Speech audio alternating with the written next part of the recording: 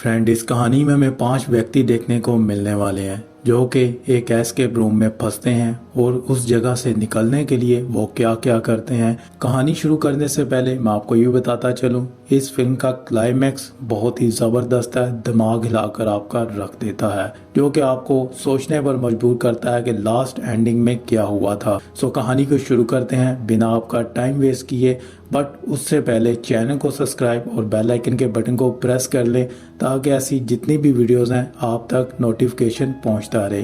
कहानी का स्टार्ट हमें माइकल और कैरन से देखने को मिलता है, जहां पर माइकल अपनी बेटी कैरन को लेकर वेकेशन पर निकलता है। वो अपने ऑफिस से छुट्टियां लेता है काम को छोड़कर अपनी बेटी को खुश रखने के लिए। बट उसकी बेटी कैरन उससे नाराज होती है, वो उसके साथ उस वेकेशन पर भी नहीं जाना चाहती है। वहाँ पर अपने फ्रेंड से वो चैट करते नजर आती है, जहाँ पर वो अपने डैड के साथ नहीं जाना चाहती है, बट अपने डैड के इंसिस्ट करने पर उन्हें उसके साथ जाना पड़ता है। अब उनकी गाड़ी रास्ते में खराब होती है और माइकल अपनी गाड़ी को चेक करने के लिए नीचे उतरता है। गाड़ी का इंजन बहुत ही ज़्यादा गर्म हो चुका होता है। वो अपनी बेटी से कपड़ा मांगता है, जहाँ पर कैरन उतरती है और कपड़ा देती है। कैरन बहुत ही लाउडली म्यूजिक सुन रही होती है, जिससे वो एक ट्रक के साथ टकराने लगती है, जहाँ पर माइकल उसे साइड पे करता है और बहुत ही ज्यादा गुस्सा करता है। कैरन गुस्से में गाड़ी में बैठती है। सीन यहाँ पर कट होता है और हमें अब कैरन और माइकल को एक रेस्टोरेंट के अंदर दिखाया जाता है, जहाँ पर एक मैकेनिक से वो अपनी गाड़ी को चेक करवा रहे होते हैं और वहाँ पर हमें खाना खाते हुए नजर आते हैं। वहाँ पर माइकल को बोला जाता है कि आपकी गाड़ी शाम से पहले ठीक नहीं होगी। अब माइकल का सारा प्लान खराब हो चुका होता है। माइकल को अब कुछ समझ में नहीं आ रहा होता है। यहाँ पर माइकल की न्यूज़पेपर के ऊपर नजर पड़ती है, जिससे वो एक हाउस के बारे में जानता है जो एक एस्केप होम के नाम से जाना जाता है, जिसमें तरह तरह की गेमें खेली जाती हैं। अब ये सारी चीजें न्यूज में पढ़कर कैरन से कहता है कि हमें यहाँ पर जाना चाहिए, तो वहाँ पर कैरन उसे कहती है मुझे नहीं पता है। उतनी देर में हम देखते हैं वहाँ पर एक रेस्टोरेंट की वेटर आती है, जो कि काफी ओल्ड एज होती है। वो आकर उन्हें पहले तो डरा देती है, उन्हें कहती है कि यहाँ पर मत जाना, यहाँ पर जो भी जाता है वो कभी वापस नहीं आता है। तो वहाँ पर माइकल ये बात सुनकर थोड़ा सा डरता है, बट साथ ही वो कहती है मैं तो मजाक कर रही थी, तुम्हें यहाँ पर जरूर जाना चाहिए, बहुत ही अच्छी ये गेम है, तुम्हें खेलकर मजा आएगा और उन्हें जाकर कहना कि मैंने तुम्हें भेजा है। तो वहाँ पर माइकल उसकी बात सुनता है और माइकल कैरन के कहता है कि हमें अब जाना चाहिए। वहाँ पर कैरन अपने डैड से कुछ नहीं कहती है और उस घर की तरफ वो चलते हैं। सीन यहाँ पर कट होता है। अब हमें उस घर के सामने वो नजर आते हैं, जहाँ पर उस घर में वो जाते ही वहाँ पर एक औरत हमें देखने को मिलती है, जिसका नाम जोजी होता है। जोजी वहाँ की रिसेप्शनिस्ट होती है और जोजी ही वहाँ पर हर चीज को संभाल रही होती है।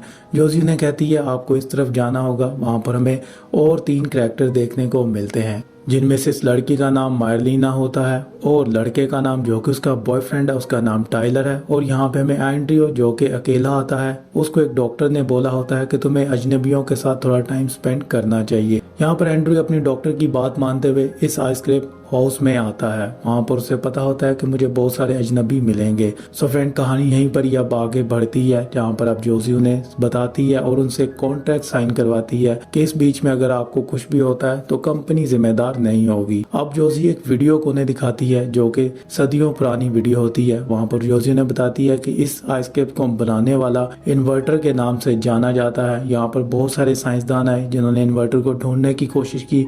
कुछ साल पहले यहाँ पर एक्सपेरिमेंट होते थे, जिसकी वजह से इन्वर्टर यहाँ से गायब हो चुका है और नहीं पता है कि लोगों के साथ क्या हुआ। तुम्हें उन लोगों को ही ढूंढना है जो कि इस आइसक्रीम रूम में गुम हो चुके हैं। अब यहाँ पर टाइलर फर्स्ट टाइम आया होता है। मैर्लिना पहले भी आ चुकी होती है, वो ये खेल खेल चुकी होती है। मैर्लिना यहाँ से जिंदा जा चुकी होती है, इसलिए कोई भी नहीं घबराता है। अब उन्हें इस खेल में बहुत ही ज़्यादा मज़ा आने वाला होता है, जिससे वो काफ़ी ज़्यादा एक्साइटेड हो जाते हैं और एक दूसरे रूम की तरफ बढ़ते हैं। जैसे ही वो उस रूम में जाते हैं, वहाँ पर दरवाज़ा बंद हो जाता है और अब उनके पास 1 घंटा होता है इस गेम को खेलने के लिए और इस आइसक्रीम रूम से बाहर निकलने के लिए। सो फ्रेंड, यहाँ पर कहानी में हमें बहुत सारे ऐसे सीन देखने को मिलते हैं जिससे देखकर दिमाग दंग रह जाता है। अब वहाँ पर क्लू ढूंढना शुरू करते हैं, जहाँ पर एक एक करके वो क्लू ढूंढते हैं और वहाँ पर उन्हें क्लूज भी मिलते हैं, जिससे एक की मिलती है। की को लेते हैं और अगला दरवाजा खोलते हैं। जब वो नेक्स्ट डोर में जाते हैं, वहाँ पर उन्हें फिर से क्लू ढूंढने होते हैं। अब टाइलर को कुछ समझ में नहीं आ रहा था। टाइलर बहुत ही ज्यादा डर रहा होता है क्योंकि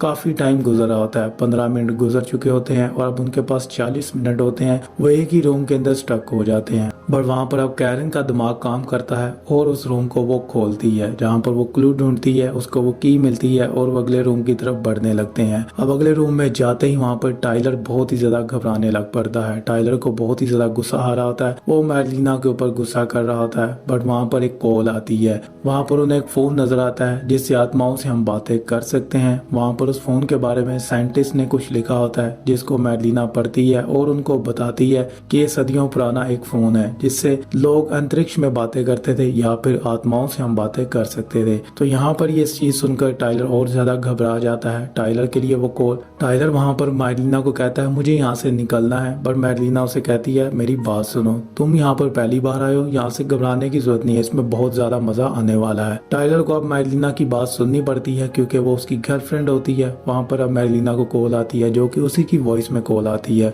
वहाँ पर मैडलिना को बोला जाता है कि तुम्हें यहाँ से निकलना होगा और तुम्हें मेरी बात सुननी होगी, जल्दी से कॉल टाइलर को दो। अब मैडलिना ये सुनकर बहुत ही ज्यादा हैरान होती है क्योंकि वो उसी की वॉइस होती है। वहाँ पर वो टाइलर को कहती है तुम्हें उससे बात करनी चाहिए, तुम्हारे लिए कॉल है। तो वहाँ पर टाइलर बात करता है और टाइलर को मैडलिना की आवाज आती है जहाँ पर मैडलिना उसे भागने को बोलती है। टाइलर ये सुनकर बहुत ही ज्यादा घबरा जाता है और उसके कान से खून निकलना शुरू हो जाता है। अब टाइलर को बहुत ही अजीब चीजें नजर आना शुरू हो जाती हैं, जैसा कि कीड़े उसे नजर आते हैं और उसे अपने जिस्म के अंदर कीड़े नजर आ रहे होते हैं। अब टाइलर को लग रहा होता है कि वो पागल हो जाएगा, तो वो वहाँ से अवेक कहकर उस रूम से बाहर चला जाता है। इस गेम से वो क्विट कर जाता है। ये गेम का एक ऑप्शन होता है, अगर कोई क्विट करना चाहे तो वो अवेक बोलेगा तो वहाँ से वो जा सकता है। अब टाइलर वहाँ पर ये कहकर चला जाता है। वहाँ पर अब 4 लोग हमें नजर आते हैं जो कि उस गेम को कंटिन्यू करते हुए पढ़ते हैं। अब वो आगे क्लू ढूंढते हैं और अगले रूम में चले जाते हैं जहाँ पर उन्हें कोई क्लू नहीं मिल रहा होता है। फाइनली वहाँ पर माइकल की एक टाइप लेटर के ऊपर नजर पड़ती है जिसके ऊपर वो टाइप लेटर करता है और वहाँ पर उन्हें क्लू मिलता है जिससे उन्हें पता चलता है कि हमें इन घड़ियों के साथ कुछ करना होगा। उन घड़ियों का टाइम बदलना होता है जिससे वो अपना टाइम बदलते हैं और वहाँ पर उन्हें की मिलती है जो कि एक कबर्ड की होती है। वो किसी दरवाजे की नहीं होती है,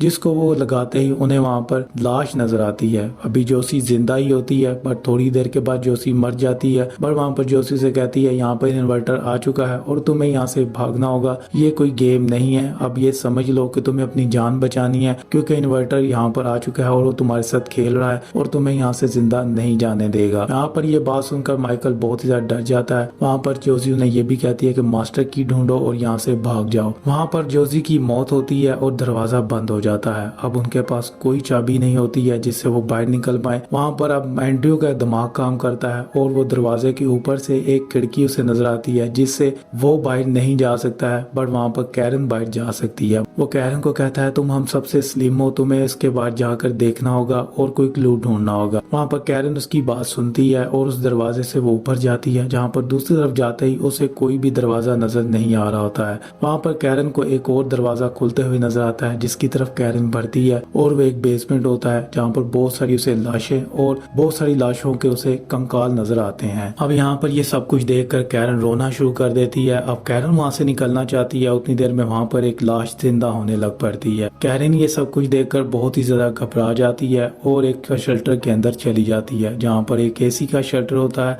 वो उसके अंदर जाकर छुप जाती है। बट वहाँ पर भी एक लाश पहले से ही होती है बट उसके ऊपर कपड़ा होता है। कैरन वहाँ पर रोना शुरू कर देती है। अब उसके डैड माइकल को बहुत ही ज्यादा टेंशन होती है। वहाँ पर उस दरवाजे को वो तोड़ने की कोशिश करते हैं बट वो दरवाजा नहीं टूट रहा होता है। फाइनली दरवाजा अपने आप खुलता है और वहाँ से वो उसी रूम की तरफ जाते हैं जहाँ पर हमने कैरन को देखा था। बेसमेंट के अंदर होती है और वो ऊपर की तरफ कैरन को ढूंढना शुरू करते हैं जहाँ पर ढूंढते ढूंढते उन्हें एक और क्लू मिलता है जहाँ पर उन्हें की मिलती है। वो एक और दरवाजे को खोलते हैं जहाँ पर बहुत सारे कपड़े होते हैं और एक वहाँ पर वीडियो चल रही होती है जिसके ऊपर कुछ भी नहीं होता है। वहाँ पर उन्हें एक पंखा नजर आता है जिसके ऊपर कुछ क्लू होता है। वो नंबर्स को नोट करते हैं और एक लॉक को खोलते हैं, उसमें से उन्हें एक चाबी मिलती है जिसको वो खोलकर वापस उसी दरवाजे के बाहर चले जाते हैं। बट वहाँ पर मैरीना रुक जाती है क्योंकि उसे वीडियो में अपनी शक्ल नजर आ रही होती है जिसको देखकर वो बहुत ही हैरान हो रही होती है। मैरीना वहाँ से नहीं जा पाती है और दरवाजा बंद हो जाता है। अब मैरीना जो वीडियो में देखती है वही उसके साथ वहाँ पर हो रहा होता है। मैरीना वहाँ से उस दरवाजे से नहीं निकल पा रही होती है और वहाँ पर उसको टाइलर की लाश नजर आती है जिसको देखकर मैरीना बहुत ही ज्यादा घबरा जाती है। अब मैरीना वहाँ से भागना चाहती है, वो छत के ऊपर जाने की कोशिश करती है जहाँ पर सीढ़ी टूटती है और मैरीना वापस नीचे की तरफ गिरती है और 2 पेन उसकी आंख के अंदर लगते हैं और वहीं पर ही मैडलिना की डेथ हो जाती है। अब बचते हैं तो टाइलर, माइकल और एंड्रियो। यहाँ पर हमें 3 ये कैरेक्टर देखने को मिलते हैं, जहाँ पर कैरन पहले से ही एक जगह पर फंसी होती है, वहाँ पर वो मुर्दा भी होश में आने लग पड़ता है। मैडलिना वहाँ पर चीखना चिल्लाना शुरू कर देती है और दूसरी तरफ एंड्रियो और माइकल एक दूसरे के साथ लड़ते हैं, जहाँ पर माइकल से एंड्रियो अलग होता है और कैरन के बेसमेंट वाली साइड पर चला जाता है। जहाँ पर बेसमेंट में आवाज सुनता है, वो कैरन के पास जाता है, कैरन को वहाँ से निकाल लेता है। अब कैरन बहुत ही ज्यादा घबराई होती है। कैरन उससे पूछती है तुमने मुझे कैसे ढूंढा, तो वो एंड्रियो से कहता है तुम्हें घबराने की जरूरत नहीं है, तो हम यहाँ से निकल जाएंगे, हमें बस की ढूंढनी है। वहाँ पर एक दूसरे का वो साथ देते हैं, जहाँ पर एंड्रियो की ढूंढने में उसकी हेल्प कर रहा होता है। वहाँ पर एक वॉशरूम के अंदर वो हाथ डालते हैं, जहाँ से उन्हें एक की मिलती है। उस की को ढूंढते ही उन्हें एक शेल्टर रूम का दरवाजा मिलता है, जहाँ से उस लॉक को खोलते ही उस एसी शेल्टर रूम से होते हुए वो रास्ते की तरफ बढ़ रहे होते हैं। अब यहाँ पर हम देखते हैं एंड्रियो की भी मौत हो जाती है। उसे एक चीज आती है जो कि अपनी तरफ खींच के ले जाती है। अब बचते हैं तो 2 कैरेक्टर, कैरन और माइकल। वहाँ से कैरन उस ओएसी के रास्ते से होते हुए अपने बाप तक पहुँचती है, जहाँ पर माइकल उसे उसी जगह पर मिलता है जहाँ पर मैडलिना की मौत हुई होती है। अब वो उसी जगह पे फिर आ जाते हैं, उसी रूम के अंदर होते हैं। वहाँ पर अब माइकल फिर से उस लॉक को खोलता है जो कि उसे क्लू छत पर मिलता है, उस पंखे के ऊपर। उस लॉक को खोलते ही उसे एक की मिलती है, जिसको वो पकड़ता है और एक दरवाजे को खोलता है। जैसे ही उस दरवाजे को वो खोलता है तो वो रेस्टोरेंट के अंदर होते हैं, रेस्टोरेंट के उस वॉशरूम के अंदर, जहाँ पर हमें पहले कैरन देख चुकी होती है। अब वहाँ पर ये कैरन देखकर बहुत ही ज्यादा हैरान होती है। कैरन कहती है मैं यहाँ पर पहले भी आ चुकी हूँ। फिल्म के स्टार्ट में जब कैरन इस रेस्टोरेंट के अंदर आती है तो इस वॉशरूम के अंदर जरूर आती है। वहाँ पर कैरन को वही कॉइन नजर आता है जो कि कैरन के हाथ से गिरा होता है। सो फ्रेंड, यहाँ पर कहानी आप गौर से सुनने वाली है,